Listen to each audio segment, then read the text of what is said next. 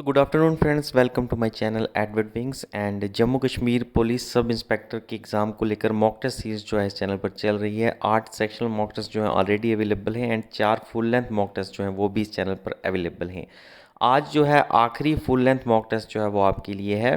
Fifth full length mock test है। इसमें हम प्रीवियस ईयर जो 2018 में आपका एग्ज़ाम हुआ था सब इंस्पेक्टर का, उसका क्वेश्चन पेपर जो है उसको डिस्कस करेंगे। इससे क्या होगा, आपको रियल एग्ज़ाम जो है उसके लेवल का आइडिया लग जाएगा और उसके अकॉर्डिंगली जो है आप अपनी प्रेपरेशन लेवल जो है आपका कैसा है वो डिसाइड कर सकते हैं। ठीक है, सिलेबस अगर आप देखोगे तो ऑलमोस्ट जो है वो सेम ही था। थोड़ा पिछली बार जो है हम कह सकते हैं डिफरेंशिएट करके थोड़ा थोड़ा बताया गया था। इस बार जो है इतना ज़्यादा डिफरेंशिएशन नहीं है, बट ऑलमोस्ट अगर आप देखोगे तो जो है सेम सिलेबस ही था। तो इसी तरह का ही आप पेपर जो है एक्सपेक्ट कर सकते हैं जितना आप 2018 में जो आपने तब दिया होगा। ठीक है, कुछ बच्चे फ्रेश भी हैं, उनके लिए जो है ये नया पेपर है। आप देख सकते हैं, बिल्कुल इसको एनालाइज कर सकते हैं। जिन्होंने 2018 में दिया है तो उनको तो पता ही होगा कि ये पेपर कैसा था। ठीक है, मैथ्स के क्वेश्चन पर काफ़ी वेटेज डाली गई थी, उसके ऊपर भी हम डिस्कस करेंगे। मैथ के क्वेश्चन आप सारे सॉल्व करेंगे, सब क्वेश्चंस का तरीका बताऊंगा कैसे सॉल्व करना है।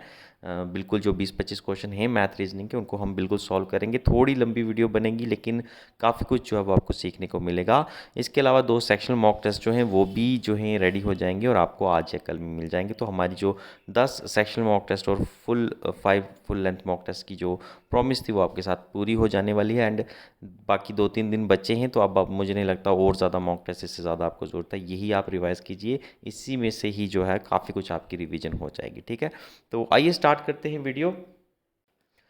स्टार्ट करते हैं। पहला क्वेश्चन जो है वो है कि in context of computer software which one of the following is not the operating system. ठीक है, इसमें से कंप्यूटर के मामले में अगर आप देखोगे तो इनमें से ऑपरेटिंग सिस्टम जो है आपका कौन सा नहीं है, तो ये है आपका माइक्रोसॉफ्ट ऑफिस। ठीक है, ये आपका एप्लीकेशन सॉफ्टवेयर होता है। बाकी एंड्रॉयड, iOS एंड विंडोज़ ये आपकी ऑपरेटिंग सिस्टम है। ठीक है, नेक्स्ट क्वेश्चन है, आपको पार्टिकुलेट मैटर की कुछ स्टेटमेंट दी गई हैं, बताना है आप में कि इनमें से कौन सी जो है वो करेक्ट स्टेटमेंट है। इसमें अगर पहली स्टेटमेंट देखोगे तो पार्टिकुलेट मैटर्स जो है ये मिक्सचर रहते हैं सॉलिड एंड लिक्विड ड्रॉपलेट्स के, जो कि हवा में मिलते हैं, बिल्कुल सही है। दूसरा है कि dust from the construction site and unpaved road is a major source of particulate matter in air, बिल्कुल सही है। एंड थर्ड है over exposure of particulate matter can lead to respiratory disorders, बिल्कुल सही है। तो इसका आंसर जो है वो फर्स्ट, सेकंड एंड थर्ड आ जाएगा। ठीक है, थर्ड क्वेश्चन जो है आपका वो है वर्ल्ड इन्वायरमेंट डे कब सेलिब्रेट किया जाता है, तो ये आपका 26 जून को जो है वो सेलिब्रेट, सॉरी 5 जून को सेलिब्रेट किया जाता है आपका वर्ल्ड इन्वायरमेंट डे। ठीक है, नेक्स्ट था पेरिस एग्रीमेंट जो है क्लाइमेट चेंज का, उसके रिलेटेड कौन सी जो है स्टेटमेंट सही है इसमें से, तो पेरिस क्लाइमेट जो है इसकी मेन यही है कि हमें 2 डिग्री सेल्सियस टेम्परेचर जो है प्री इंडस्ट्रियल लेवल से, उससे 2 डिग्री सेल्सियस से ज़्यादा टेम्परेचर जो है हमें नहीं बढ़ाना है, इसके इन बिटवीन ही रखना है। ठीक है, नेक्स्ट क्वेश्चन है फोर्थ बुद्धिस्ट काउंसिल जो है वो कहाँ हुई थी, तो कश्मीर में हुई थी। कुंडलावन जगह का नाम था, याद रखिएगा, कुंडलवान या कुंडलावन जो आप बोल सकते हैं। ठीक है, ये था। और ये इसके टाइम जो लीडरशिप कौन जो हम कह सकते हैं जिन्होंने पैट्रोनेज किया वो थे कनिष्क रूलर। ठीक है, नेक्स्ट क्वेश्चन है कि बॉर्डर एरिया डेवलपमेंट प्रोग्राम जो है कौन सी मिनिस्ट्री की स्कीम है, तो बॉर्डर एरिया डेवलपमेंट प्रोग्राम जो है ये आपकी मिनिस्ट्री ऑफ होम अफेयर की स्कीम है। ठीक है, मिनिस्ट्री ऑफ डिफेंस नहीं है, होम अफेयर है। थोड़ा कुछ मिसप्रिंट भी है इसमें, काफ़ी पुराना पेपर मिला है तो मिसप्रिंट भी होगा, मैं पढ़ के बताता हूँ आपको।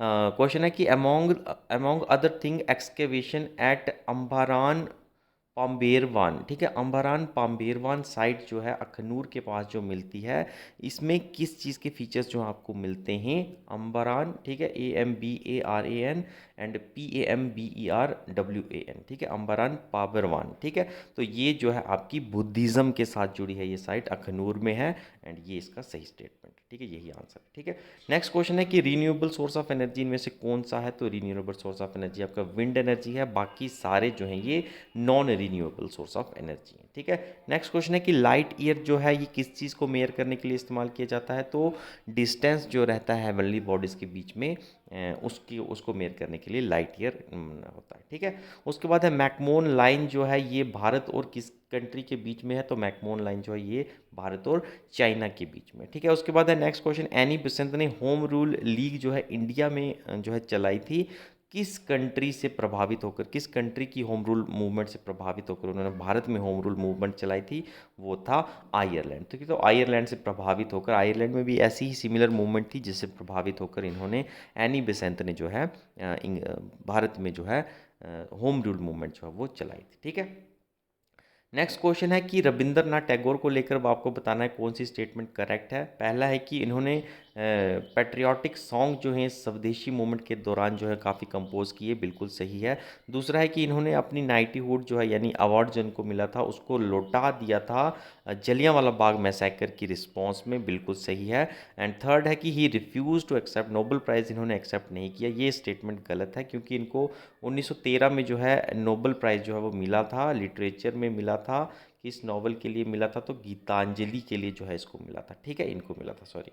ठीक है, तो फर्स्ट एंड सेकंड स्टेटमेंट ये सही हैं, थर्ड जो है वो गलत है। Option D is right answer. Okay, next question है कि फेमस हिस्टोरिकल बुक है travel in the Mughal empire, ये किसने लिखी है, तो ये लिखी है फ्रैंकोइस बर्नियर ने। ठीक है, फ्रैंकोइस बर्नियर ने। ओके, नेक्स्ट क्वेश्चन है, आपको बताना है कि 1935 का जो गवर्नमेंट ऑफ इंडियन एक्ट था उसका कौन सा फीचर इनमें से नहीं था। ठीक है, कौन सा फीचर इनमें से नहीं था, तो पहला है कि एग्जीक्यूटिव अथॉरिटी जो है प्रोविंसेस की गवर्नर को बनाया गया, बिल्कुल सही था। दूसरा था काउंसिल ऑफ मिनिस्टर रहेंगे गवर्नर को एडवाइस करने के लिए, बिल्कुल सही था, ये भी था। और नेक्स्ट था डायरची जो है, जो कि गवर्नमेंट ऑफ इंडिया एक्ट 1990 के द्वारा जो है इस्टेब्लिश की गई थी, उसको यहाँ पर प्रोविंशियल लेवल में ख़त्म कर दिया गया इस एक्ट के द्वारा, बिल्कुल सही है। एंड आखिरी स्टेटमेंट जो है ये आपका गलत है, यानी यही आपका आंसर है कि governor could be remove by vote of no confidence. तो ऐसा कोई प्रावधान जो है 1935 के एक्ट में नहीं था। ठीक है, गवर्नर को रिमूव नहीं किया जा सकता था, बहुत ज़्यादा पावर दी गई थी। नेक्स्ट है इंडिया का जो अनऑर्गेनाइज सेक्टर है उसके रिलेटेड कौन सी स्टेटमेंट सही है। पहला है कि labour is more in number than the organise sector, कि ऑर्गेनाइज सेक्टर के मुकाबले अनऑर्गेनाइज सेक्टर में ज़्यादा जो है लेबर है, यानी ज़्यादा जो है लोग काम करते हैं, बिल्कुल सही बात है। नेक्स्ट है कि job security and work regulation जो है अनऑर्गेनाइज सेक्टर में वो ज़्यादा बेटर है, नहीं, बिल्कुल भी नहीं, यहाँ पर जॉब सिक्योरिटी बिल्कुल भी नहीं होती है, ये स्टेटमेंट गलत है। थर्ड है कि they are usually not organise into trade union, तो ये भी स्टेटमेंट सही है कि ये ज़्यादातर जो है ट्रेड यूनियंस में कन्वर्ट नहीं होते, हम कह सकते हैं। ठीक है, तो स्टेटमेंट 1 एंड 3 जो है ये आपका राइट आंसर है। नेक्स्ट है इंडिया में कहता है कि मर्जर एंड एक्विजिशन जो है फर्म्स की, यानी कंपनी को, अगर दो कंपनी को मर्ज होना है, ठीक है, या इसको एक्वायर करना है किसी को, तो इस चीज़ को कौन रेगुलेट करता है, तो इसको करते हैं हमारे कंपटीशन कमीशन ऑफ इंडिया। ठीक है, स्टैट्यूटरी बॉडी है भारत की। ठीक है, नेक्स्ट है share of food in total consumption expenditure has been coming down as per capita income grow over time in the last 60 year because. ठीक है, तो कहता है कि फूड का जो है टोटल कंजम्पशन एक्सपेंडिचर में जो खर्चा होना था वो पर कैपिटा इनकम के हिसाब से अगर आप लास्ट 60 साल में देखोगे तो वो थोड़ा कम हो गया है। किस चीज़ से कम हो गया है, तो इसका आंसर है कि क्योंकि ग्राउथ जो है फूड एक्सपेंडिचर की, वो ग्राउथ के मुकाबले जो है वो, मतलब पर कैपिटा में जितनी ग्राउथ हो रही है उसके मुकाबले फूड एक्सपेंडिचर की जो ग्राउथ है उसमें थोड़ी, हम कह सकते हैं, गिरावट देखने को मिली है, थोड़ी कम है। ठीक है, नेक्स्ट क्वेश्चन है कि ओनली वाइल्ड एस सेंचुरी। ठीक है, वाइल्ड एस मीन्स गधा जो है वो, दैट इज़ गधे की बात की जा रही है। तो वाइल्ड एस सेंचुरी जो है भारत में सिर्फ एक ही है, कहाँ पर है आपको पता है, राजस्थान में तो है, लेकिन राजस्थान में कौन सी जगह पर है, वो है आपकी कच्छ में। ठीक है, द रैन ऑफ कच्छ में। नेक्स्ट है प्रधानमंत्री उज्ज्वला योजना जो है ये किस चीज़ के रिलेटेड थी, तो ये एलपीजी कनेक्शन देने के लिए। ठीक है, उज्ज्वला योजना। ठीक है, उजाला जो है अलग है, वो बल्ब्स के लिए। नेक्स्ट क्वेश्चन है कि apart from Costa Rica and olive ridley turtles जो हैं ये भी जो हैं इस दी गई नीचे चार स्टेट में से किसी एक स्टेट के सी शोर में जो है कोस्टा राइका जो है उसकी भी वैरायटी उगाई जाती है। बाकी उसके अलावा ओलिव रिडली टर्टल्स जो हैं वो भी यहाँ पर आकर जो है नेस्टिंग वगैरह करती हैं। किस स्टेट की बात हो रही है, तो ये हो रही है ओडिशा की। ठीक है, ओलिव रिडली टर्टल जहाँ भी ये दिखें, ओडिशा। ठीक है, ओडिशा ही उसका आता है क्योंकि ओडिशा में ही आती हैं भारत में। ठीक है, नीचे जो है इंडियन ओशन की तरफ से। ओके, नेक्स्ट है मैगस्तीन जो है इन्होंने इंडिया में विजिट किया था, तब किसका राज जो है इंडिया में चल रहा था, तो तब चल रहा था चंद्रगुप्त मौर्य का। ठीक है, नेक्स्ट है विजयनगर अंपायर के रिमेन्स जो है आपको कौन सी जगह पर मिलेंगे, तो हम्पी में मिलेंगे आपको। हम्पी जो है यहाँ की, हम कह सकते हैं, कैपिटल भी थी विजयनगर अंपायर की। ठीक है।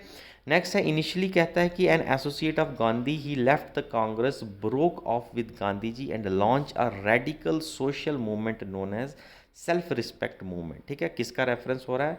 कहता है कि इनिशियली जो है गांधी जी के साथ वो जुड़े हुए थे, लेकिन बाद में उन्होंने कांग्रेस छोड़ दी, गांधी जी के साथ उनके रिश्ते नाते तोड़ दिए और उसके बाद एक रेडिकल सोशल मूवमेंट जो उन्होंने ऑर्गेनाइज करवाई जिसका नाम था सेल्फ रिस्पेक्ट मूवमेंट। तो किसकी बात हो रही है, ये कौन थे? तो ये थे ईवीआर नाइकर। ठीक है, ईवीआर नाइकर, इनको पेरियार भी कहा जाता है। ठीक है, तो पेरियार टाइगर रिजर्व भी जो है आपको पता है केरला में है, इनका निक नेम जो है वो पेरियार भी है, याद रखिएगा। ओके, नेक्स्ट क्वेश्चन है कि the movement that came to an abrupt end because of Chauri Chaura incident. ठीक है, कौन सी मूवमेंट है जो कि चोरी चौरा इंसिडेंट की वजह से जो है बहुत बुरी तरीके से हम कह सकते हैं ख़त्म हो गई थी? तो वो थी आपकी नॉन कोऑपरेशन मूवमेंट। नेक्स्ट है कि मैंगो शावर जो हैं ये कौन सी स्टेट में मैंगो शावर मौसम के रिलेटेड होते हैं? ठीक है, तो मैंगो शावर कौन सी जगह पर होते हैं? बारिश की हम कह सकते हैं शावर्स हैं, तो ये मैंगो शावर जो है केरला एंड कर्नाटका वाली साइड में होते हैं। ठीक है, तो मैंगो की राइपनिंग के लिए जो है ये बड़े ज़रूरी होते हैं। नेक्स्ट है मेजर रिवर जो है तमिलनाडु का, इनमें से कौन है? तो मेजर रिवर तमिलनाडु का आपका कावेरी आ जाएगा। ठीक है, नेक्स्ट क्वेश्चन है वुलर लेक कैसे बनी है? वुलर लेक जो है आपकी टेक्टोनिक एक्टिविटी से बनी है। नेक्स्ट क्वेश्चन है कि ड्यूरेशन जो है day and light in a country is influence by. ठीक है, दिन और रात अगर एक कंट्री में आप देखोगे, एक कंट्री में दिन है तो किसी दूसरी कंट्री में रात भी हो सकती है, तो वो किस चीज़ की वजह से है? तो वो आपकी लैटिट्यूडनल एक्सटेंट की वजह से आता है। काफ़ी बार ये क्वेश्चन पूछा गया है, इंपॉर्टेंट क्वेश्चन है, याद रखिएगा, लैटिट्यूडनल एक्सटेंट की वजह से। विच of the following bodies separate Sri Lanka from India? ठीक है, कौन सी जो है इसमें से हम कह सकते हैं स्ट्रेट है जो कि भारत को श्रीलंका के साथ श्रीलंका से अलग करता है? तो ये है आपका Palk strait and gulf of Mannar. उसके बाद है आइडिया जो है लिबर्टी, इक्वालिटी एंड फ्रैटर्निटी का जो कि प्रियम्बल में डाला गया, तो कौन सी कंट्री से इंस्पायर होकर डाला गया, या कौन से कंट्री के रेवोल्यूशन से इंस्पायर होकर डाला गया? तो ये फ्रेंच रेवोल्यूशन से इंस्पायर होकर डाला गया। ठीक है, उसके बाद नेक्स्ट है मानस नेशनल पार्क कहाँ पर है? आसाम में है। ब्लड में प्लेटलेट्स जो ये किस चीज़ के लिए होती हैं? तो ये क्लॉटिंग के लिए होती हैं। ठीक है, ब्लड में जो क्लॉटिंग होती है, ब्लड आपको पता है जब रुकता है, कट लगता है तो वहाँ पर एक जख्म सा बन जाता है, दैट इज़ क्लॉटिंग। ठीक है, तो ब्लड प्लेटलेट इसके वही करती हैं क्लॉटिंग। ठीक है, उसके बाद है साउंड वेव की साउंड वेव में लाउडनेस जो है वो किस चीज़ से अफेक्टेड होती है? हमारी आवाज़ की जो लाउडनेस है वो एम्पलीट्यूड से प्रभावित होती है। ठीक है, उसके बाद है दारा शिकोह का फिजिशियन जो है वो कौन थे? दारा शिकोह जो कि मुगल एम्परर थे, औरंगजेब के जो है लड़के थे, इनका फिजिशियन कौन था? तो इनका फिजिशियन भी फ्रैंकियोस बर्नियर था। ट्रैवल इन मुगल एम्पायर भी इन्होंने लिखी है, ऊपर हमने डिस्कस किया है। ठीक है, नेक्स्ट क्वेश्चन है कि आर्टिकल 352 जो है भारत के कॉन्स्टिट्यूशन का, इसको कब जो है इस्तेमाल किया जा सकता है?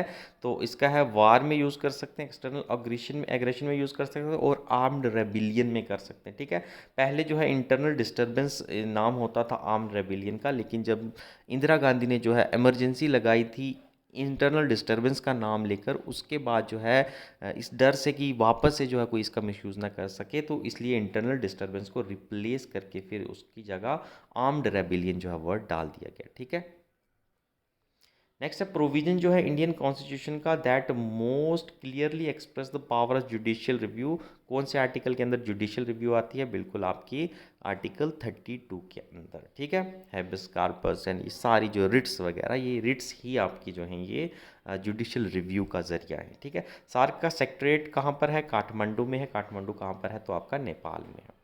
प्रधानमंत्री जन धन योजना का जो है किसके लिए लॉन्च की गई थी? तो जन धन योजना है ये फाइनेंशियल इंक्लूजन के लिए। ठीक है, लोगों को बैंक्स में उनकी ज़्यादा से ज़्यादा रजिस्ट्रेशन करवाई जाए। ठीक है, ताकि उनको पैसे शैसे का जितना भी लेन देन है वो अच्छी तरीके से कर सके। ठीक है, नेक्स्ट है which one of the following pair of the state indicate the eastern most and western most state? ठीक है, ईस्टर्न मोस्ट और वेस्टर्न मोस्ट स्टेट कौन सी है? तो अरुणाचल प्रदेश ईस्टर्न मोस्ट है और गुजरात जो है ये आपकी वेस्टर्न मोस्ट स्टेट है भारत की। ठीक है, नेक्स्ट है मनी बिल के खिलाफ कुछ स्टेटमेंट है। सॉरी खिलाफ नहीं है, मनी बिल के रिलेटेड कुछ स्टेटमेंट बताना है आपको। इनमें से करेक्ट स्टेटमेंट कौन से है? पहला है कि money bill can be introduce in any house of parliament, गलत है, ये सिर्फ लोकसभा में इंट्रोड्यूस किया जा सकता है। सेकंड है कि डिटर्मिनेशन की whether bill is money bill और not is made by union cabinet, ये भी गलत है। ये कौन डिसाइड करता है कि मनी बिल है या नहीं? तो ये आपका स्पीकर डिसाइड करता है, ठीक है। तो आंसर इस ऑप्शन जो है इस right answer is neither one nor second. Next है गवर्नमेंट ऑफ इंडियन एक्ट 1919 जो है ये क्या बताता है आपको? तो ये 1919 का एक्ट जो है ये आपको बताता था कि ज्यूरिसडिक्शन जो है सेंट्रल और प्रोविंशियल गवर्नमेंट की वो क्या है, ठीक है। उसके बाद है गोलन हाइट जो है न्यूज़ में था, उस टाइम जो काफ़ी न्यूज़ में था, कौन सी जगह पर है? मिडल ईस्ट जो है इसका आंसर था। एग्जैक्ट लोकेशन अगर बोलोगे तो इस वक्त इसराइल का जो है गोलन हाइट पर कब्ज़ा है। कब्ज़ा हम कह सकते हैं, ऑक्यूपेशन है। रियली अगर आप देखोगे ये कौन सी कंट्री से बिलोंग करता है, तो ये सीरिया से बिलोंग करता है। इस वक्त जो है इसराइल ने इस पर कब्ज़ा कर रखा है, ठीक है। नेक्स्ट है गवर्नमेंट ऑफ इंडिया ने जो है नीति आयोग को इस्टेब्लिश किया है किस बॉडी को रिप्लेस करने के लिए? तो प्लानिंग कमीशन को रिप्लेस करने के लिए। नेक्स्ट क्वेश्चन है, आपको बताना है कुछ स्टेटमेंट्स अगेन दी गई हैं, कौन सी स्टेटमेंट करेक्ट है। पहला है कि एग्जीक्यूटिव पावर जो है इंडियन यूनियन की वो प्राइम मिनिस्टर के पास है, गलत है, ये प्रेसिडेंट के पास है एग्जीक्यूटिव पावर, ठीक है, प्रेसिडेंट के पास है आपके।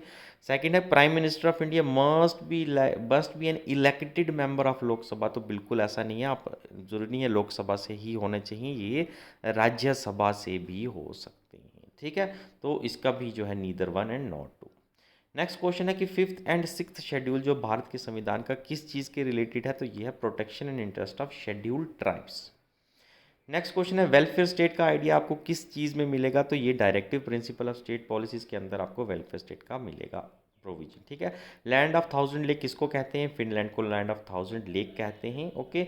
नेक्स्ट है आपको बताना है कि कौन सा पेयर करेक्टली मैच नहीं है, ठीक है। तो यहाँ पर अगर आप देखोगे तो जीमू ग्लेशियर सिक्किम में है बिल्कुल, भागा वैली ग्लेशियर जो है हिमाचल प्रदेश में है बिल्कुल, मिलान ग्लेशियर जो उत्तराखंड में है बिल्कुल, नुब्रा वैली जो है ये आपकी लद्दाख में है, ठीक है, आप जानते ही होंगे। ये यहाँ पर नहीं है, तो यही आपका जो है वो करेक्ट स्टेटमेंट है, यानी यही आपका सॉरी ये इनकरेक्ट स्टेटमेंट है, यही आपका आंसर है, ठीक है। नेक्स्ट है कि सेंट्रल पोटैटो रिसर्च इंस्टीट्यूट कहाँ पर है? शिमला में है आपका पोटैटो रिसर्च इंस्टीट्यूट, ठीक है। आलू पर रिसर्च करनी है तो शिमला चाहिए, ठीक है। कौन सी गैस जो है ग्लोबल वार्मिंग के लिए रिस्पॉन्सिबल नहीं है? ठीक है, ये तीनों जो है रिस्पॉन्सिबल हैं, ऑक्सीजन जो है ये ग्लोबल वार्मिंग नहीं करती, ओके। उसके बाद है कैल्विन स्केल को लेकर जो आपको बताना है कौन सा स्टेटमेंट जो है सही है। कैल्विन स्केल जो है ये कहता है कि ये कभी नेगेटिव नहीं होता, याद रखिएगा। इट कैन बी ज़ीरो और पॉजिटिव, ठीक है, निगेटिव नहीं होगा, ज़ीरो हो सकता है और पॉजिटिव कहीं तक भी जा सकता है, 273 तक जा सकता है। So statement third and fourth जो है वो आपकी करेक्ट है, ठीक है, थर्ड एंड फोर्थ। ग्रेफाइट जो है गुड कंडक्टर है इलेक्ट्रिसिटी का, क्यों? ग्रेफाइट जो है पेंसिल के अंदर वो जो आपको सिक्का मिलता है वो ग्रेफाइट से ही बना होता है, ये गुड कंडक्टर, ठीक है। इलेक्ट्रिसिटी जो है जहाँ से पास हो जाती है, क्यों हो जाती है? तो इसका ट्राइगोनल प्लेनर स्ट्रक्चर होता है उसकी वजह से, ठीक है। उसके बाद है कौन सी हम कह सकते हैं अथॉरिटी जो है जो इंडिया में जो है वो न्यूक्लियर वेपन्स को लॉन्च करना है या नहीं करना है इसके ऊपर डिसीजन लेती है? तो ये है आपकी न्यूक्लियर कमांड अथॉरिटी, ओके। उसके बाद है इक्वालिटी बिफोर लॉ जो है ये प्रोविजन कौन से आर्टिकल के अंदर है? इक्वालिटी वाला आपको पता है आर्टिकल 14 के अंदर आता है, ठीक है। उसके बाद है counter insurgency and jungle warfare school जो है भारतीय आर्मी का, ये कौन सी जगह पर है? ठीक है, तो ये है आपका विरेंजिटी में, और विरेंजिटी आपकी कहाँ पर है? ये आपकी मिजोरम में आती है, ठीक है, विरेंजिटी याद रखिएगा। उसके बाद नेक्स्ट अगर आप चलोगे तो आईएनएस कालावरी जो है कमीशन किया गया था, इसको अभी आईएनएस कालावीरी की बात हो रही है, इसको इंडियन नेवी में डाला गया था दिसंबर 2017 तब की बात हो रही है। तो ये क्या थी? तो ये एक सबमरीन थी, ठीक है। डॉक्ट्रिन ऑफ लैप्स जो है किस चीज़ के रिलेटेड? तो डॉक्ट्रिन ऑफ लैप्स थी आपकी कि टेरिटोरियल बाउंड्री जो है ईस्ट इंडियन कंपनी अपनी बढ़ाना चाहती थी, जिसकी वजह से डॉक्ट्रिन ऑफ लैप्स जो है वो लाई गई, ठीक है। इसमें क्या था कि जो अडॉप्टेड सन रहेगा किसी भी राज्य का, वो उसका वारिस नहीं बन सकता था, फिर वो ज़मीन या उसकी रियासत अंग्रेज़ों के हवाले चली जाती थी। झांसी जो है वो भी डॉक्ट्रिन ऑफ लैप्स के अंदर ली गई थी, ठीक है। नेक्स्ट है परमानेंट सेटलमेंट जो है 1973 की है, ये इसका दूसरा नाम हम क्या कह सकते हैं? तो इसका नाम था ज़मींदारी सिस्टम, ठीक है। इसमें ज़मींदार को कॉन्ट्रैक्ट दिया जाता था अंग्रेज़ों की तरफ से कि आप टैक्स इकट्ठा कीजिए, 1/10 जो आप रखिए और बाकी जो हमें दे दीजिए, ठीक है। 1/10 था या 1/12 था, प्लीज़ क्लैरिफाई कर लीजिए। Following statement grand slams tennis tournament की रिलेटेड कौन सा है? ग्रैंड स्लैम टेनिस टूर्नामेंट जो है, पहली स्टेटमेंट जो है कि there are 4 grand slams annual tournament, एक साल में 4 ग्रैंड स्लैम हो बिल्कुल होते हैं। कौन सा है आपका? यूएस ओपन आ गया, देन आपका ऑस्ट्रेलियन ओपन आ गया, देन आपका विंबलडन ओपन आ गया, एंड एक आपका जो है वो है फ्रेंच ओपन आ गया। तो ये 4 ग्रैंड स्लैम्स जो हैं आपके होते हैं। पहली स्टेटमेंट सही है। दूसरी स्टेटमेंट है कि फर्स्ट ग्रैंड स्लैम जो हर साल में जो पहला ग्रैंड स्लैम होता है वो यूएस ओपन होता है, बिल्कुल नहीं। पहला जो है आपका वो ऑस्ट्रेलियन ओपन होता है, हाल ही में हुआ है आपका, ठीक है। नेक्स्ट है Australian open and US open जो है क्ले कोर्ट में होता है, बिल्कुल नहीं, ये हार्ड कोर्ट्स के ऊपर होता है, क्ले कोर्ट्स के ऊपर नहीं होता, ठीक है। तो स्टेटमेंट सिर्फ पहली ही आपकी सही है, ओके। दूसरी और तीसरी जो है ये आपकी गलत है। नेक्स्ट क्वेश्चन है कि after the diagnosis of disease in a person doctor advise the patient iron and folic acid tablet, ठीक है। एक बीमारी पाई गई किसी इंसान में, बीमारी के बाद डॉक्टर ने क्या किया, इसको iron and folic acid tablets दी। आपको बताना कि कौन सी बीमारी है जिसके लिए फॉलिक एंड आयरन एसिड की टैबलेट दी, वो है आपकी एनीमिया, ठीक है। ये हमने पिछले मॉक टेस्ट में भी डिस्कवर किया है कि एनीमिया आयरन की कमी से होता है, ठीक है। बर्नौलीज प्रिंसिपल जो है किसके रिलेटेड है? कंजर्वेशन ऑफ एनर्जी के रिलेटेड है, बर्नौलीज इक्वेशन। नेक्स्ट है टेम्परेचर जो है वाटर का at the bottom of the lake whose upper surface has Frozen two ice would be around what degree Celsius, ठीक है। मान लीजिए कि एक लेक है, उसके ऊपर वाला जो सरफेस है वहाँ पर बर्फ़ पड़ गई है। अब वो कह रहा है कि उसके जो बॉटम वाला सबसे नीचे वाला सरफेस होगा उसका कितना टेम्परेचर होगा, तो वो 4 डिग्री सेल्सियस होगा, ठीक है। देन नेक्स्ट क्वेश्चन है आपका तौगुप पास, ठीक है। तौगुप पास जो है ये भारत को कौन सी कंट्री के साथ जोड़ता है? ये आपको म्यांमार और भारत को जोड़ता है, ठीक है, तौगुप पास। इंडस वैली सिविलाइजेशन की साइट कौन सी भारत में लोकेटेड है? मौजूदा भारत की बात हो रही है, अखंड भारत की बात नहीं हो रही, ठीक है। मौजूदा में अगर आप देखोगे तो भाबरकोट जो है ये आपका गुजरात में पड़ता है, इंडस वैली साइट्स है। धोलावीरा जो है ये भी आपकी गुजरात में पड़ती है, ये भी इंडस वैली साइट, ठीक है। बाकी आपकी जो हड़प्पन एंड मोहनजोदाड़ो है ये आपकी पाकिस्तान ऑक्युपाइड कश्मीर में इस वक्त लाई करती हैं, तो ये भारत में फिलहाल लाई नहीं करती, ठीक है। तो आंसर जो है राइट होगा वो आपका 3 एंड 4 हो जाएगा, ठीक है, सी ऑप्शन। नेक्स्ट है कि the pressure exerted by 760 column of mercury at 0 degree Celsius is known as, तो 760 mm का जो टेम्परेचर होता है, प्रेशर होता है सॉरी, वो एक एटमॉस्फेरिक टेम्परेचर के बराबर होता है, ठीक है। नेक्स्ट है आपको सॉरी नेक्स्ट क्वेश्चन है, कहाँ गया, आजा भाई, yes sorry. Which of the following hormone is essential for the uptake of glucose by cell, ठीक है। ग्लूकोज को अगर सेल्स के अंदर हमने डालना है या पहुंचाना है तो कौन से हार्मोन की ज़रूरत होती है? तो वो आपको इंसुलिन की ज़रूरत होती है। इसी की कमी की वजह से जो आपको डायबिटीज़ हो जाता है, जिसको आप शुगर भी कहते हैं, ठीक है। लेकिन शुगर खाने से डायबिटीज़ नहीं होता, ठीक है। तो ये इंसुलिन की कमी की वजह से होता है, जो कि पेनक्रियाज के बीटा सेल्स के द्वारा सिक्रेट किया जाता है, ठीक है। नेक्स्ट है अल्टीट्यूड सिकनेस जो है ये किसकी वजह से होती है? हाई एल्टीट्यूड पहाड़ियों में या ऊंचे किसी एल्टीट्यूड पर जब आप जाते हो तो बीमारी होती है अल्टीट्यूड सिकनेस, ठीक है। ऑक्सीजन की कमी की वजह से होती है, सांस नहीं लेनी होती, तो ये किसकी वजह से होती है? तो लो पार्शियल प्रेशर जो है ऑक्सीजन का, उसकी वजह से। नेक्स्ट है which of the following statement is not correct with respect to the protection of individual beings trial for offence, ठीक है। इनमें से कौन सी स्टेटमेंट सही नहीं है? मान लीजिए एक इंसान जो है उसको किसी गुनाह के लिए ट्रायल पर है, उसकी कार्रवाई चल रही है, हम सुनवाई चल रही है कोर्ट में, तो कौन सी स्टेटमेंट सही नहीं होगी, ठीक है। पहला है कि confession can never be used as evidence against the accuse, ठीक है। तो ये गलत है, ठीक है। यही जो आपका आंसर है, क्योंकि कन्फेशन जो है उसको आप एविडेंस के तौर पर यूज़ कर सकते हैं, एंड मेनली यही होता है कि जब तक कोई कन्फेस नहीं कर देता तब तक आप मुजरिम नहीं मान सकते उसको, ठीक है। तो किसी ने कन्फेशन कर दी तो आप आसानी से उसको मुजरिम मान सकते हैं, ठीक है। तो यही जो है गलत स्टेटमेंट, ठीक है। तो इसको एविडेंस माना जा सकता है, सही है, ठीक है। बाकी आप देख लीजिए सही हैं, बाकी सारे देख लीजिएगा। हेडक्वार्टर जो है आपका economic and social commission for Asia and Pacific कहाँ पर है? ये आपका बैंकॉक में है, ठीक है। नेक्स्ट है आपका कि which one of the following writ is issue by supreme court to secure the freedom of person upon a unlawful arrest, ठीक है। अनलॉफुल अरेस्ट हो गया है किसी इंसान का, तो सुप्रीम कोर्ट कौन सी रिट जो है इशू करेगा उसकी उस हक को बचाने के लिए? वो है हेबस कार्पस, ठीक है। नेक्स्ट है जम्मू एंड कश्मीर राइफल जो है ये क्या है? जम्मू कश्मीर राइफल जो है एक इन्फेंट्री रेजिमेंट है इंडियन आर्मी की, ठीक है। नेक्स्ट है कौन सा सेक्टर है भारत का जो कि सबसे ज़्यादा जो है ग्रास जीडीपी में सबसे ज़्यादा कंट्रीब्यूशन पैसे की कौन सा सेक्टर करता है, तो सर्विसेज सेक्टर, हालांकि इसमें सबसे कम इंसान लगे हुए हैं। ठीक है, साइमन कमीशन की रिकमेंडेशन पर आपको बताना है कौन सी स्टेटमेंट सही है, कौन सी स्टेटमेंट इसने दी थी। तो इसने यही कहा था कि आप जो है डायरार्की सिस्टम जो है उसको रिस्पॉन्सिबल सिस्टम के साथ कन्वर्ट कर दीजिए, रिप्लेस कर दीजिए प्रोविंशियल लेवल पर। ठीक है, सेंट्रल लेवल पर नहीं, प्रोविंशियल लेवल्स पर।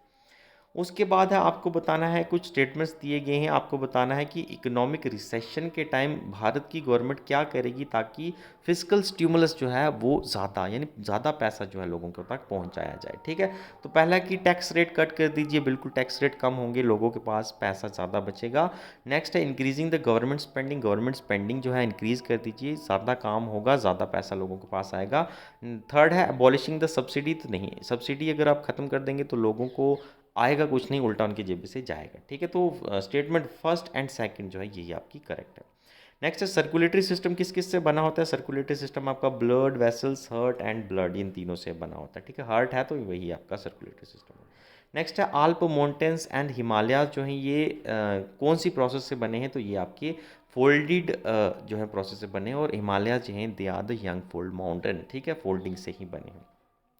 ओजोन लेयर कहाँ पर पाई जाती है, स्ट्रेटोस्फेयर में पाई जाती है, बिल्कुल। इनमें से कौन सी सेडिमेंट्री रॉक नहीं है, याद रखिएगा, तो स्लेट जो है ये आपकी सेडिमेंट्री रॉक नहीं है। ठीक है, नेक्स्ट है which one of the following is the largest source of electricity. Bharat में बिजली जो है सबसे ज़्यादा कौन से स्रोत से आती है, हम कह सकते हैं, तो यह है thermal power plant. Thermal power plant कौन से होते हैं, जहाँ पर कोयला जलाकर जो है बिजली पैदा की जाती है। ओके, नेक्स्ट क्वेश्चन है आपका विच one of the following, who among the following was associated with Hindustan socialist Republic association.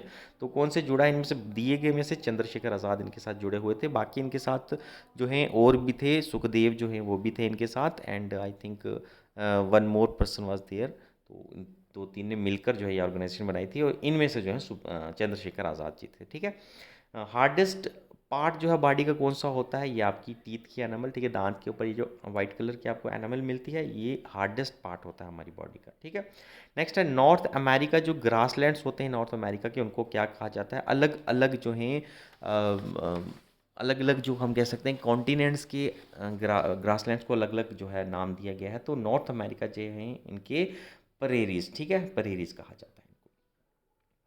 Next है आपका शिम शिम शिमलीपाल बायोस्फीयर रिजर्व। ठीक है, सॉरी पीछे यहाँ पर आप कमेंट करके ये बताइएगा प्लीज़ कि डाउन्स जो हैं ये कौन सी कॉन्टिनेंट के हैं, सेल्वाज एंड वेल्ड जो हैं ये कौन सी कंट्री के ग्रासलैंड है, ये आप बताइएगा कमेंट में। ठीक है, नेक्स्ट है शिमलीपाल बायोस्फीयर रिजर्व जो है ये कहाँ पर है। शिमलीपाल बायोस्फीयर रिजर्व जो है ये आपका ओडिशा में है। Which one of the following does not have an एलोटॉप।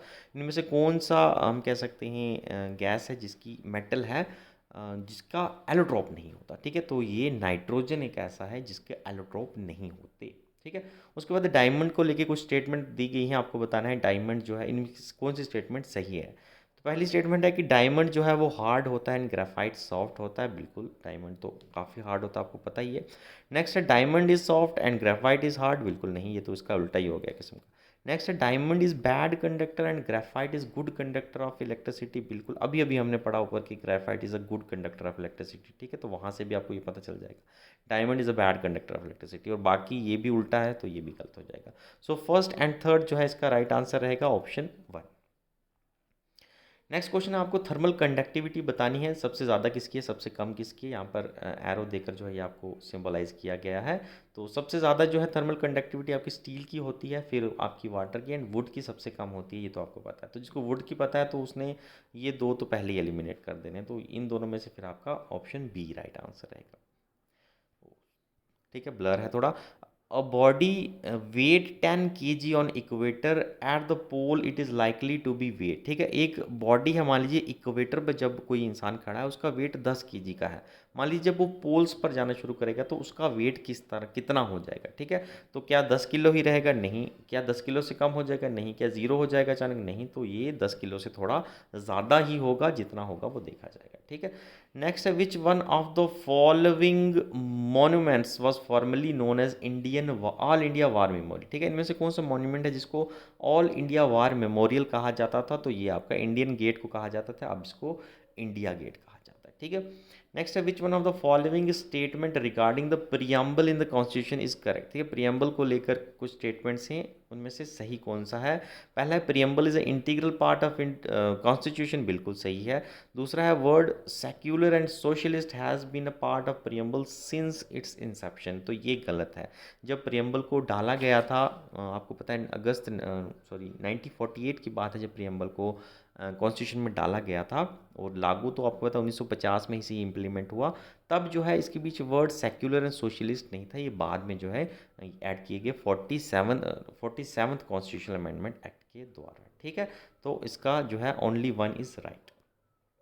Next है वाइस प्रेसिडेंट के जो इलेक्शन होते हैं उसमें कौन कौन जो है वो हिस्सा लेता है, तो इसमें both the house of parliament, ठीक है, राज्यसभा और लोकसभा दोनों ही मेंबर जो हैं इसके वो लेते हैं हिस्सा। ठीक है, नवरोज़ जो है कौन सी कम्युनिटी का फेस्टिवल है, नवरोज़ जो है ये आपका पारसी कम्युनिटी का फेस्टिवल है। Of which significant event of freedom struggle was 100th year anniversary recently commemorated. ठीक है, तो ये 2018 की बात हो रही है, 2017-18 की बात हो रही है। तब जो है कौन से साल के कौन सी फ्रीडम मूवमेंट के 100 साल हो गए थे जिसकी अभी एनिवर्सरी मनाई गई हम कह सकते हैं। तो 1917 में क्या हुआ था, तो आपका चंपारण सत्याग्रह हुआ था, उसी के 100 साल हुए थे तो मनाई गई थी। ठीक है, उस हिसाब से देखना है, आज के हिसाब से मत देखिएगा प्लीज़। नॉर्मली कहता है कि पार्लियामेंट जो है कौन से सब्जेक्ट्स पर लॉ बना सकती है, यूनियन लिस्ट पर बनाती है, स्टेट जो है वो स्टेट लिस्ट पर बनाएंगे। ठीक है, उसके बाद कुछ मैथ्स के क्वेश्चन हैं। देखिए मैथ के क्वेश्चन हम करेंगे, पहले मैथ के क्वेश्चन छोड़ देते हैं लास्ट, पहले जो जीएस के क्वेश्चन उनको कर लेते हैं हम फिनिश, उसके बाद हम जो है मैथ के करेंगे। ठीक है, काफ़ी सारे क्वेश्चन है मैथ के, आराम से थोड़ा वक्त लगेगा, इनको हम करेंगे, पहले जीएस के क्वेश्चन जो है ये कर लेते हैं। ठीक है, नेक्स्ट है कि 2020 समर ओलंपिक जो है ये आपका कहाँ हुआ है, टोक्यो में हुआ है, तब होना था तब नहीं हुआ था, टोक्यो में हुआ है। और याद रखिएगा 2024 का जो है ये आपका कहाँ पर होना है, तो ये आपका पेरिस में होना है। ठीक है, नेक्स्ट क्वेश्चन है कि जोजिला टनल जो है जो कि बनने वाला था अब बन चुका है, तो ये योजिला टनल के बारे में क्या खासियत है, तो ये एशिया का लॉन्गेस्ट बाई डायरेक्शनल टनल है। ठीक है, नेक्स्ट है with which sport Saikhom Mirabai Chanu जो हैं, इनको आपको पता है पहला गोल्ड मेडल भी इन्होंने ही जीता, मीराबाई चानू ना, तो इनको मुझे लगता है पेपर वालों को पहले से ही पता था, इन्होंने ही जीतना है, इसके बारे में क्वेश्चन पूछ लिया। तो ये किस फील्ड से रिलेटेड है, वेट लिफ्टिंग से रिलेटेड है। ठीक है, उसके बाद है कि इंडियन क्रिकेट टीम जो है वीमेंस क्रिकेट वर्ल्ड कप 2017 में उसकी कैप्टन कौन थी, तो मिताली राज जी जो है कैप्टन थी। ठीक है, कैलाश सत्यार्थी कहते हैं, कैलाश सत्यार्थी जिनको नोबेल प्राइज़ मिला था 2014 का, किस फील्ड में काम कर रहे हैं, तो चाइल्ड राइट्स की फील्ड में काम कर रहे हैं। नेक्स्ट क्वेश्चन है कि नेशनल हेल्थ प्रोटेक्शन स्कीम जो कि फाइनेंस मिनिस्ट्री ने जो है 2018-19 के बजट में जो है की थी, वो किस चीज़ के रिलेटेड थी, नेशनल हेल्थ प्रोटेक्शन स्कीम, तो वो थी 5 लाख इंश्योरेंस जो है कवर देना है 10 करोड़ इकोनॉमिकली वल्नरेबल सेक्शन को। ठीक है, आयुष्मान योजना की ही बात हो रही है आपकी। देन है आपका national institute of mental health and neuro science कहाँ पर है, ये आपका बेंगलुरु में सिचुएटेड है। नेक्स्ट क्वेश्चन है which one of the following is not correct with respect to Kalhana's Rajatarangini, Kalhana की जो राज तिरंगनी लिखी गई थी उसके बारे में कौन सा स्टेटमेंट सही नहीं है। तो पहला स्टेटमेंट है कि ये जो है काफ़ी सारी डायनेस्टीज़ जो हैं कश्मीर के बारे में, उनके बारे में बताता है किस किस राजा ने रूल किया, बिल्कुल। The book was written in 15th century, बिल्कुल नहीं, ये आई थिंक 11th या 12th सेंचुरी में लिखी गई थी, कंफर्म कर लीजिएगा, मुझे बताइएगा। 1100 एंड समथिंग में जो है ये लिखी गई थी, तो 11th सेंचुरी या 12th सेंचुरी की बात है। ठीक है, तो 15th सेंचुरी नहीं है, संस्कृत में लिखी गई थी, बाकी थर्ड भी सही है। And it provide invaluable source of information about history of Kashmir, तो ये भी सही है। ठीक है, तो गलत स्टेटमेंट आपकी होगी यही वाली। ठीक है, नेक्स्ट है बिटकॉइन के रिलेटेड स्टेटमेंट कौन सी आपको बताना है, सही है, बिटकॉइन की बात हो रही है, बिटकॉइन बड़ा फेमस चल रहा है। क्रिप्टो करेंसी है, बिल्कुल है। फर्स्ट डिसेंट्रलाइज डिजिटल करेंसी है, बिल्कुल, पहली डिजिटल करेंसी जो है ये वही थी। नेक्स्ट है कि सिस्टम जो है इसका वो ब्लॉकचेन्स पर काम करती है, ब्लॉकचेन टेक्निक पर काम करती है, तो ये भी सही है, आंसर जो है वो वंस तीनों ही हो जाएंगे। ठीक है, उसके बाद आखिरी क्वेश्चन जीएस का वो है कि सुल्तान ज़ैनुल अबिदीन जो है इन्होंने 15th सेंचुरी में इन्होंने रूल किया। इनका जो है निक नेम क्या था, इनको किस नाम से जाना जाता था, इनको हम बूद शाह के नाम से, बोध शाह है, बद शाह यहाँ पर लिखा है, रियल में क्या कहें तो बोध शाह कहते हैं। बोध शाह का मतलब क्या होता था कि तो इसका मतलब था ग्रेट किंग, ठीक है। तो ग्रेट किंग जो है वो बोध शाह का मतलब था, और ज़ैनुल आबिदीन को ग्रेट किंग कहा जाता था, ठीक है। तो इस जीएस के क्वेश्चन आपके हो गए हैं। अब हम जो है मैथ्स के क्वेश्चन जो है वो सॉल्व करते हैं। मैथ एंड रीजनिंग के भी कुछ क्वेश्चन हैं, उनको भी हम सॉल्व करते हैं, ठीक है। तो पहला क्वेश्चन जो है आपका मिसिंग सीरीज़ का है। 7 के बाद है एक्स दिया गया है 21 31 43, ठीक है। तो इसमें आपको पहले से अगर कुछ नहीं हिंट मिल रही है तो पीछे से आप आ सकते हैं, ठीक है। इन दोनों के बीच को डिफरेंस अगर आप देखोगे तो 12 का डिफरेंस है। इन दोनों के बीच देखोगे तो आपको 10 का डिफरेंस दिखेगा। और इन दोनों के बीच अब कितना डिस्टेंस आ रहा है, तो 12 से 10, तो 10 से 2 और कम कर दीजिए, तो यहाँ पर 8 आना चाहिए। 21 में से 8 निकालोगे आप तो आपको 13 मिल जाएगा। और नेक्स्ट जो है फिर इसके बाद 13 के बाद जो है 8 से 2 और कम होंगे, 6 का डिस्टेंस आएगा और 7 बन जाएगा, ठीक है। तो आंसर इज 13।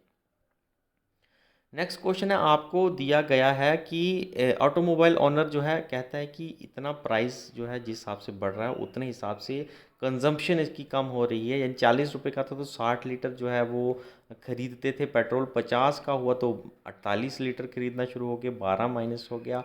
60 का हुआ तो 40 लीटर कर दिया और 8 लीटर माइनस हो गया। फिर 75 का हुआ तो 32 लीटर कर दिया गया, ठीक है। 75 में जो 32 किया गया है इसमें आप -6 एंड -2 जो है ये अलग अलग 2 कैटेगरीज कर सकते हैं, ठीक है।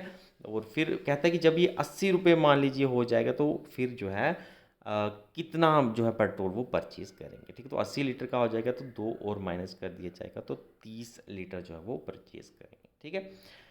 अब नेक्स्ट क्वेश्चन है कि in a test candidate attempted only 10 question and secure 50% marks in each question, ठीक है। एक पेपर हुआ जिसमें टोटल क्वेश्चन तो चले जितने थे, एक कैंडिडेट ने 10 ही क्वेश्चन अटैम्प्ट किए और 10 क्वेश्चन जितने भी नंबर के थे उसमें से उसको 50% मार्क्स मिल गए, ठीक है। और फिर कहता है कि अगर उसने जो टोटल स्कोर है उसका 25% नंबर ही लिए हैं तो आपको बताना है कि टोटल नंबर ऑफ क्वेश्चन कितने थे, ठीक है। देखिए सबसे पहले तो 10 क्वेश्चन हैं तो आपको पता है 10 ही क्वेश्चन उसने अटैम्प्ट तो नहीं किए होंगे, 10 से ज़्यादा ही रहे होंगे। तो 8 और 10 जो है ये तो आप इसको एलिमिनेट कर सकते हो, ठीक है। बाकी बचा आपका 15 और 20, तो हमेशा एक राउंड फिगर जो हो रहता है उसी को उठाइए यहीं से आप अटैम्प्ट कीजिए। 20 क्वेश्चन है, मान लीजिए इक्वल वेटेज बोल रहा है नंबर की है, तो 20 × 20 टोटल जो है वो 400 नंबर का पेपर है मान लीजिए। अब कहता है कि इसने मान लीजिए कि 10 क्वेश्चन किए हैं और 10 क्वेश्चन जो हैं ये 10 क्वेश्चन 20 नंबर के जो हैं ये 200 मार्क्स के हो जाएंगे, ठीक है। 200 मार्क्स के अगर हो जाएंगे, अब कहता है कि इसको जितने नंबर का क्वेश्चन था उसके 50% मार्क्स मिले हैं, ठीक है। 10 क्वेश्चन की ये 20 नंबर का अगर क्वेश्चन था तो इसको सिर्फ 10 ही नंबर मिले हैं, तो टोटल इसको नंबर मिलेंगे वो 100 नंबर मिलेंगे। तो 100 नंबर जो है 400 का बिल्कुल 25% होगा, तो यही आपका आंसर आ जाएगा, ठीक है। तो टोटल नंबर जो है 400 थे और टोटल क्वेश्चन जो थे वो आपके 20 थे, ठीक है, 20 क्वेश्चन ही थे। उसके बाद कहता है कि a father is 9 time age old age son, ठीक है। मान लीजिए सन जो है उसकी एक्स कर लेते हैं एज, और फादर जो है कहता है कि इससे 9 गुना जो है इसकी उम्र ज़्यादा है, और मदर जो है इसकी जो उम्र बता रहा है वो 8 गुना ज़्यादा है, ठीक है। आपको बताना है कि what is the age of son, ठीक है। तो सॉरी, नेक्स्ट है कि अगर फादर और मदर दोनों की एज मिलाकर 68 है तो बच्चे की उम्र जो है वो कितनी होगी, ठीक है।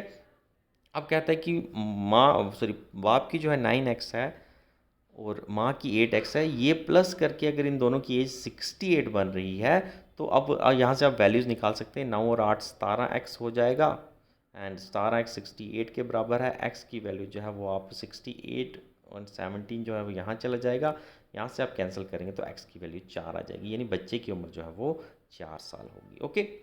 नेक्स्ट है, अब कहता है कि ईच ABCD हैज़ ₹100 ए पे, देखिए हर कोई है, मान लीजिए तरीका A B C and D 4 बच्चे हैं। कहते हैं कि हर किसी के पास 100 रुपये, ठीक है। ए के पास भी 100 है, बी के पास भी 100 है, सी के पास भी 100 है, डी के पास भी 100 है, ठीक है। पहला है कि ए पे 20 रुपीज़ टू बी, ए ने जो है बी को 20 रुपीज़ दिए तो इसके पास 20 रुपये बढ़ गए, इसके पास 20 रुपये कम हो गए, ठीक है। उसके बाद बी ने सी को 10 रुपये दिए, फिर बी ने इसमें से सी को 10 रुपये दिए, बी के 10 रुपये बढ़ गए, सॉरी सी के 10 रुपये बढ़ गए एंड बी के 10 रुपये कम हो गए, ठीक है।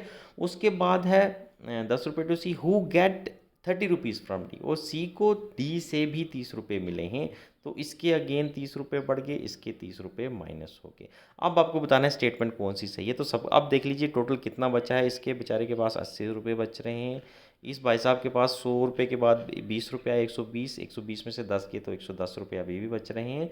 सी जो है इसके पास 100 रुपये थे, 10 बी ने दिए, 30 जो है डी ने दिए, तो इसके पास तो 140 रुपये हो गए। वाह भाई वाह। और डी के पास 100 में से 30 गए, 30 उसने उसको दे दिए, पीछे 70 रुपये बच रहे हैं। तो अब आप देख सकते हैं सबसे ज़्यादा पैसे किसके पास है। सबसे ज़्यादा पैसे जो हैं वो सी के पास है, तो सी जो है सबसे अमीर है, C is the richest. Next question है कि राम एंड अफसल जो हैं स्टार्ट कर रहे हैं एक पॉइंट से। मान लीजिए राम, ये एक पॉइंट है यहाँ पर है, राम ने भी यहाँ से स्टार्ट किया, अफसल ने भी स्टार्ट किया, और अपोजिट डायरेक्शन में दोनों जा रहे हैं। अब कहते हैं कि हर एक किलोमीटर के बाद क्या होता है कि राम जो है वो लेफ़्ट की टर्न कर रहा है, अफसल जो है वो अपने राइट की तरफ कर रहा है। यानी मान लीजिए ये राम है और ये अफसल है। राम जो है वो लेफ़्ट की तरफ टर्न करेगा, ठीक है, राम इस तरफ मुड़ रहा है, और अफजल जो है राइट की तरफ करेगा, अफजल का राइट भी इस तरफ है।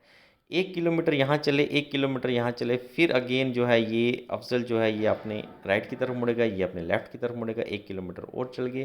तो टोटल कितनी देर बाद यहाँ जाकर मिलेंगे, तो 1 किलोमीटर, 2 किलोमीटर एंड 3 किलोमीटर, लगभग 3 किलोमीटर के बाद जो है दोनों जो है 3-3 किलोमीटर चलेंगे, तो ये एक दूसरे के साथ फिर मिल जाएंगे। ओके, अब नेक्स्ट है कि 2 ग्लास हैं वाटर के, एक ग्लास जो है 1/3 फिल है मिल्क के साथ, सॉरी, और दूसरा जो है 1/4 जो है फिल है मिल्क के साथ। अब कहता है कि जो खाली जगह बच गई है इसकी 2/3 इसकी बची है, 3/4 इसकी बची है, उसमें वाटर डाला गया।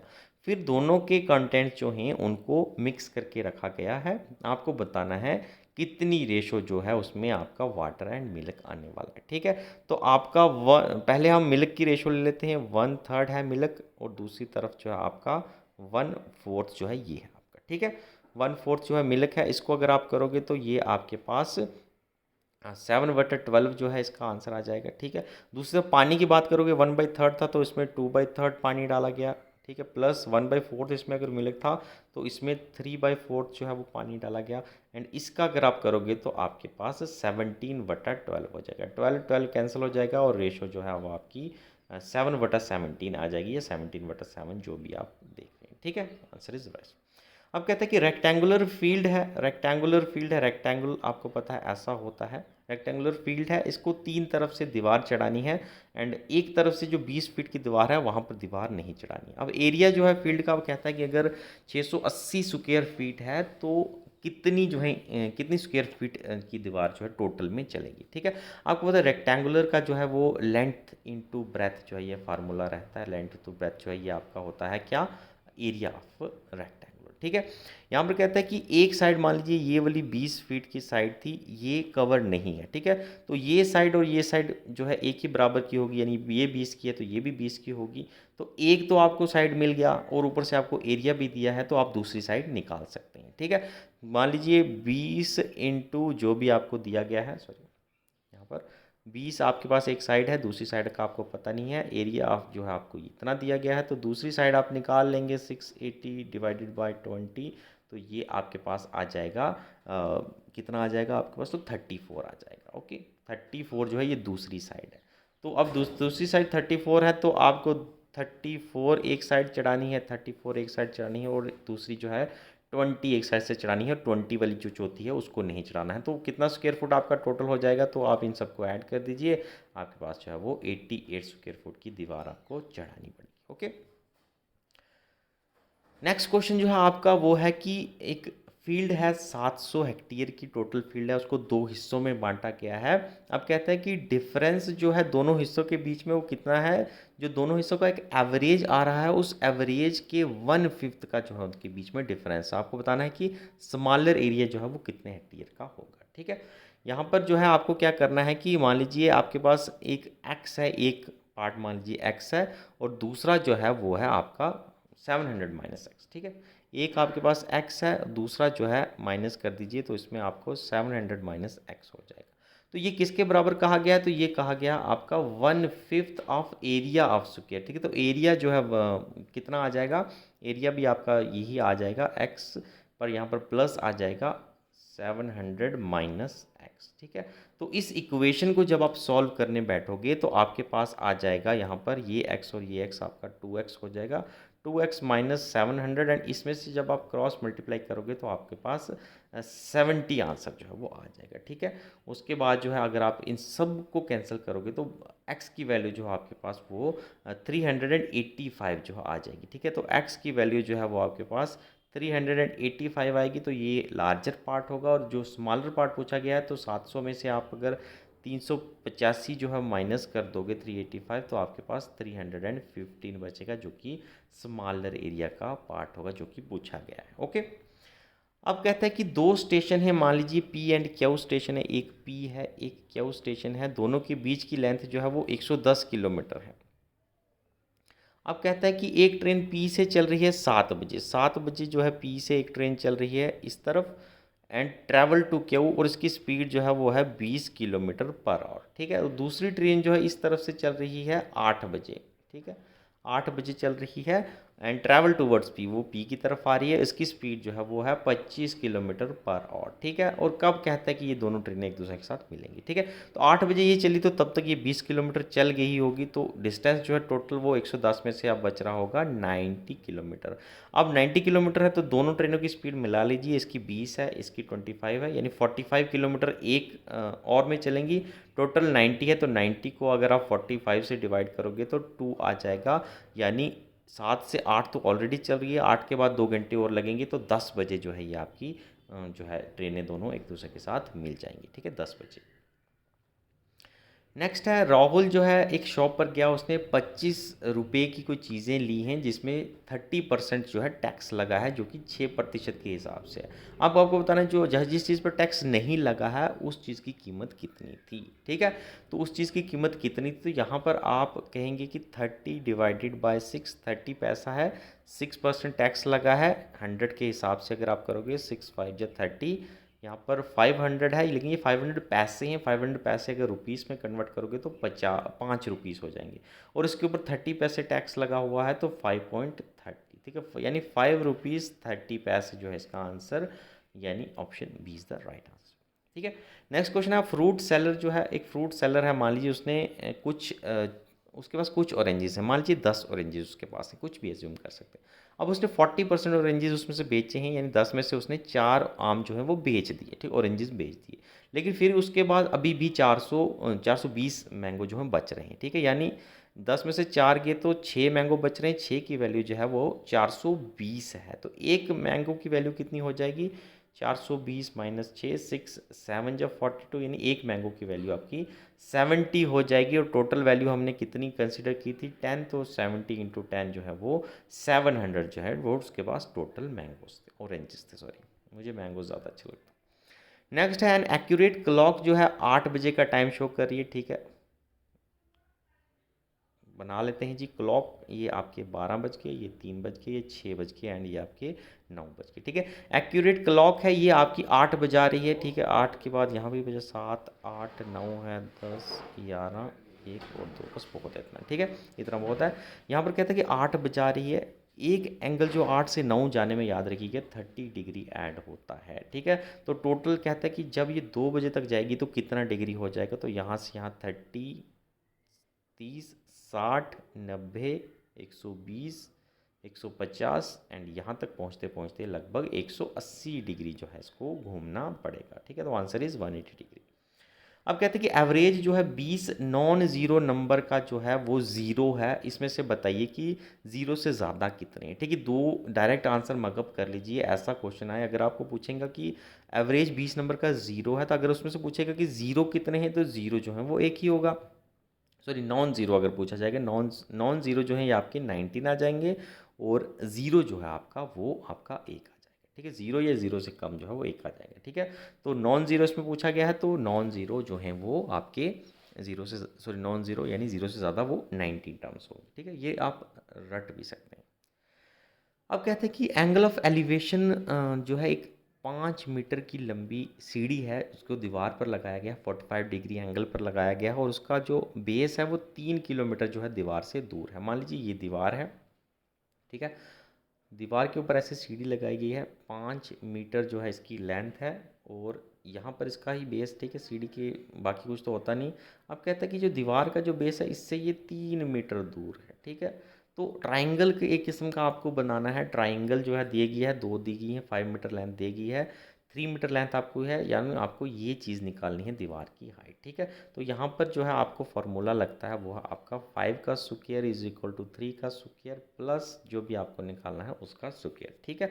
तो ये 3 वाला इधर जाएगा तो ये माइनस में आ जाएगा, 5 का स्क्वायर माइनस 3 का स्क्वायर इज इक्वल टू जो भी आपको निकालना है उसका स्क्वायर, ठीक है। 5 का स्क्वायर जो है ये आपका 5 5 से 25 आ जाएगा, माइनस 3 3 जा 9 आ जाएगा। अब ये जो स्क्वायर है ये दूसरी तरफ जाएगा तो अंडर रूट हो जाएगा। 25 से अब 9 निकालोगे तो 16 का अंडर रूट आ जाएगा, और 16 का अंडर रूट जो है वो आपका 4 होता है। तो दीवार की लेंथ आपकी 4 मीटर आ गई, ठीक है। नेक्स्ट है पी जो है, एक काम जो है पी मान लीजिए एक काम जो है वो 15 दिनों में कर रहा है, और क्यू जो है वही सेम काम जो है वो 20 दिनों में कर रहा है, ठीक है। सिंपल तरीका बताता हूँ। तो दोनों का काम करने का तरीका, कोई कोई ऐसी टर्म जो कि जिसमें से ये दोनों उड़ते हों तो वो आपकी 60 आ गई, ठीक है। अब 15 में से 60, 15 को 60 से डिवाइड करोगे 4 यूनिट काम जो है पी का आ रहा है, एंड 20 को 60 से डिवाइड करोगे तो 3 यूनिट काम इसका आ रहा है। दोनों जो है मिलकर 60 यूनिट काम कर रहे हैं। काम करना कितना है, 60 यूनिट। अब कहता है कि अगर दोनों ने 4 दिन तक अकेले काम किए, एक दिन में 7 यूनिट काम कर रहे हैं तो 7 को 4 से मल्टीप्लाई करना है, टोटल जो है 28 यूनिट काम उन्होंने 4 दिन में कर लिया। तो पीछे कहते हैं कितना काम रह गया। अब टोटल काम 60 था, मान लीजिए यहाँ पर आ जाते हैं, टोटल काम 60 था, किया 28, कितना बच गया, हाफ से थोड़ा सा ज़्यादा बच गया, ठीक है। हाफ से थोड़ा सा ज़्यादा बच गया हुआ है, यानी 32 जो है पीछे बच रहा है। हाफ से थोड़ा सा ज़्यादा अगर आप 7/15 देखोगे ये तो बिल्कुल हाफ आ जाता है, ये नहीं होगा, ठीक है। 11/15 है, ये तो बहुत ज़्यादा आगे चला गया, ये नहीं हो सकता। 2/11 बहुत ज़्यादा कम हो गया, तो हाफ से थोड़ा ज़्यादा जो है वो आपका 8/15 है, ठीक है। 8/15,